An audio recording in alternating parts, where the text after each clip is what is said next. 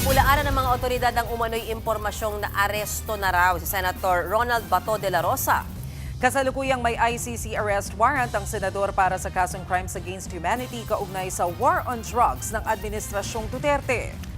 Sa isang mensahe, sinabi ni Interior Secretary John Vic Rimulya na walang ganitong impormasyon ang PNP. Kinumpirma rin ng pambansang pulisya na wala pa silang alam sa umano'y pagkakaaresto kay Senator Bato. Pero ilalabas raw nila ito kapag naberipika na. Maging sa panig ng NBI, wala pa silang ulat kung nahuli na ba si Bato pero patuloy pa raw ang paghahanap sa kanya. Ito ang pahayag naman ni NBI Director Melvin Matibag. It's ongoing. We have several surveillance team na doon sa several areas na na-identify.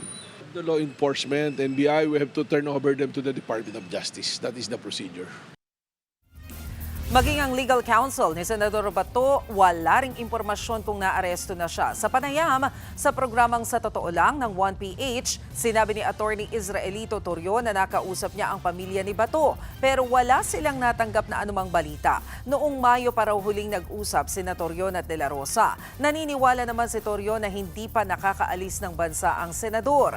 Heto ang bahagi ng panayam kay Attorney Torion. I would like to believe so because in our previous conversations with him, mahirap din kasi kung mag-aalis ka ng bansa. Maraming mga tipsters, mas malaki ang possibility na mahuli ka kung aalis ka ng bansa. Wala rin daw kumpirmasyon ang mga senador na kaalyado ni De La Rosa sa umano'y pagkakaaresto sa kanya. Simpleng wala ang tugon ni Senator Amy Marcos ng tanungin hinggil kay Bato.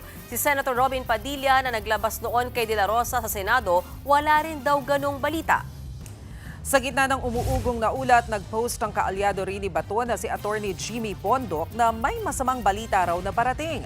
Nanawagan pa siya na ipagdasal na hindi ito totoo para raw sa ikabubuti ng bansa. Binura na ni Bondoc ang post na yan at hindi rin sinabi kung may kinalaman ito kay Bato.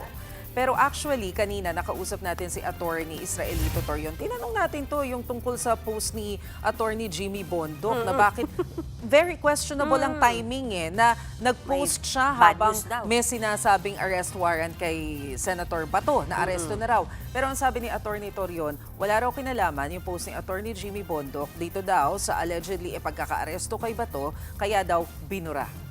Pero meron naman ngayong gabi kay Attorney Harry Roque. O, diba? Na ano yung sabi niya, may nanghudas kay Bato.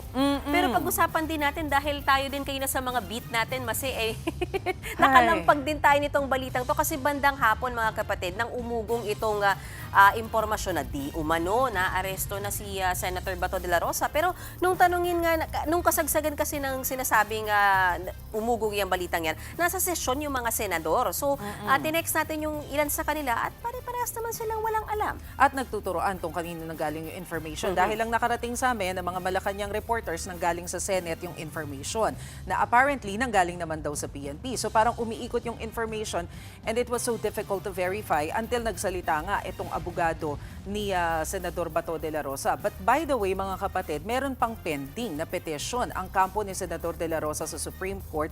Ang hinihintay natin ay kung ano yung magiging desisyon ng Korte Suprema. Mag-i-issue ba ng temporary restraining order or hindi? Correct. Kasi hanggat hindi sila nag-i-issue nito, pending.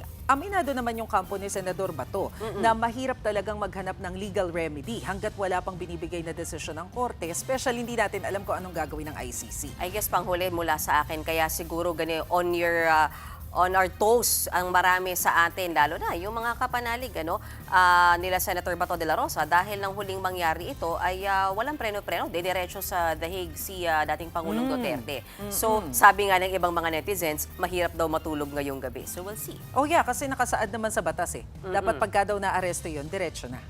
Yun. Mga kapatid, Mean Los Baños po, huwag magpahuli sa mga balita at impormasyong dapat ninyong malaman. Para sa mas malawak na balitaan at diskusyon, mag-follow at mag-subscribe na sa social media pages ng News 5.